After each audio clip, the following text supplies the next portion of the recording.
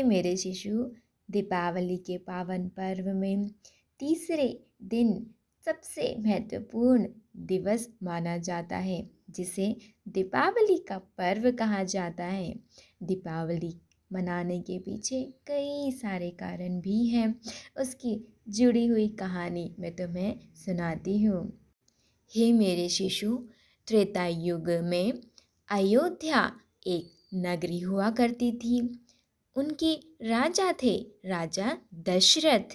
उनकी 3 रानियां थीं, कौशल्या, कैकेयी, सुमित्रा, और उनके 4 पुत्र थे, राम, लक्ष्मण, भरत, शत्रुघ्न।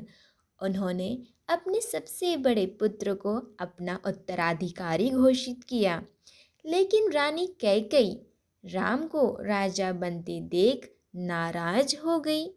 उन्होंने राजा दशरथ से कहा, राजन, हमने आपकी जान बचाई थी, तो आपने हमें 2 वचन मांगने को कहा था। आज वो वचन मांगने का समय आ गया है। हम चाहते हैं कि आप हमारे पुत्र भरत को राजा बनाएं और राम को 14 वर्ष के लिए वनवास भेजें। राजा दशरथ काफ़ी दुखी हुए, किंतु वे अपने वचन के कारण मजबूर थे। उन्होंने राम को वनवास भेज दिया। राम जी के साथ उनकी धर्मपत्नी सीता और अनुज भाई लक्ष्मण भी वन की ओर चल पड़े। तीनों वन में ही रहने लगे। एक दिन उस घने वन में शूर्पणखा नाम की एक राक्षसिन सुंदर स्त्री का रूप धारण कर वहां आई। वो राम जी को देखकर मोहित हो गई और कहने लगी, मैं आपसे शादी करना चाहती हूँ। राम जी ने मुस्कुराकर कहा, देवी, मैं तो पहले से ही शादीशुदा हूँ और एक पत्नीव्रता हूँ। तुम मेरे छोटे भाई के पास जाओ और उनसे पूछिए कि क्या वे आपसे शादी करेंगे। तब शूर्पणखा लक्ष्मण के पास चली गई, लेकिन शूर्पणखा का प्रस्ताव लक्ष्मण जी ने भी ठुकरा दिया। हे मेरे शिशु, तुम्हें पता है, ऐसा सुनकर शूर्पणखा बहुत क्रोधित हो गई और उसने अपने असली रूप में आ गई। उसने सीता जी को मारना चाहा, किंतु लक्ष्मण ने शूर्पणखा के नाक और कान काट दिए। शूर्पणखा रोते रोते अपने भाई रावण के पास गई। रावण लंका में रहते थे और लंका में वह सारे राक्षसों का राजा था। उसने अपनी बहन के अपमान का बदला लेने की ठानी। उसने एक राक्षस को स्वर्ण मृग बनाकर जंगल भेजा। उस स्वर्ण मृग को देखकर माता सीता मोहित हो गई और उन्होंने श्री राम जी से उस हिरण को लाने के लिए कहा और विनती की कि हे राम जी, मुझे ये हिरण अपने पास चाहिए। तब राम जी और लक्ष्मण जी उस मृग को लेने के लिए वन में गए, उस हिरण के पीछे पीछे, ताकि वे उस हिरण को पकड़ सके और सीता जी को दे सके। हे मेरे शिष्यों, तुम जानते हो, उस समय माँ सीता कुटिया में अकेली थी।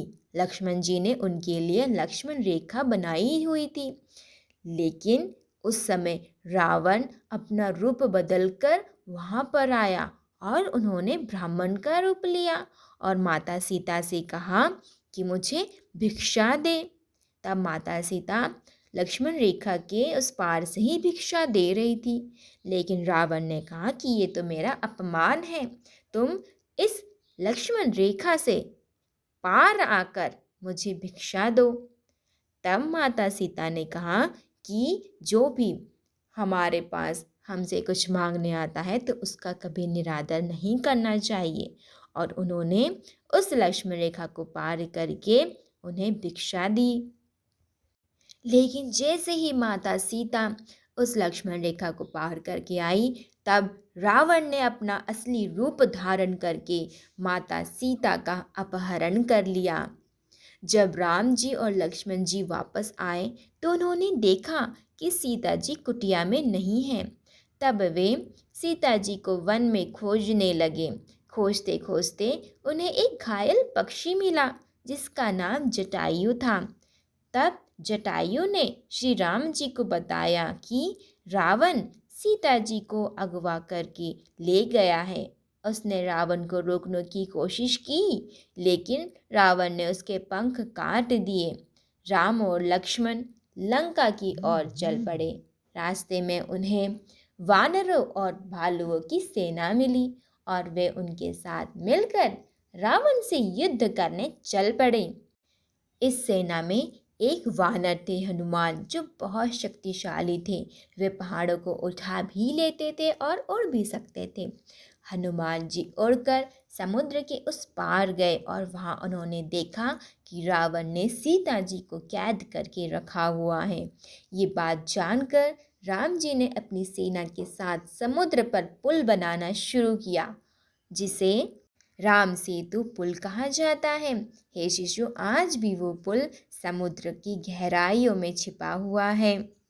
उस समुद्र पुल पर चलकर सारी सेना और राम जी लंका पहुंच गए। लंका में उनका रावण और उनकी राक्षस सेना के साथ घनघोर युद्ध हुआ। आखिर में राम जी और उनकी सेना ने सारे राक्षसों को मार गिराया। राम जी ने रावण का भी अंत कर दिया और राम जी युद्ध जीत गए। राम जी सेना वो सीता जी को लेकर वापस आए। 14 वर्ष के वनवास खत्म करके राम जी, सीता जी और लक्ष्मण जी वापस आए तो पूरे अयोध्या वासियों में खुशियाँ छा गई। सारी प्रजा ने अयोध्या को दियो, फूल, मालाओं, रंगों से सजा दिया और भगवान राम का स्वागत किया। रावण पर राम जी की जीत का उत्सव पूरी अयोध्या में मनाया गया। तब से हर वर्ष कार्तिक अमावस्या के दिन भलाई की बुराई पर जीत का त्योहार मनाया जाता है।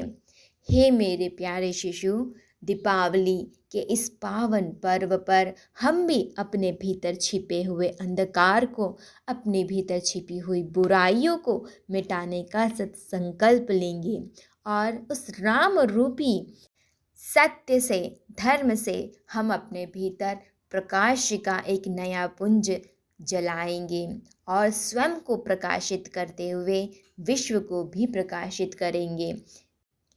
तुम्हें दीपावली के इस पावन पर्व की बहुत बहुत शुभकामनाएं। शुभ दीपावली।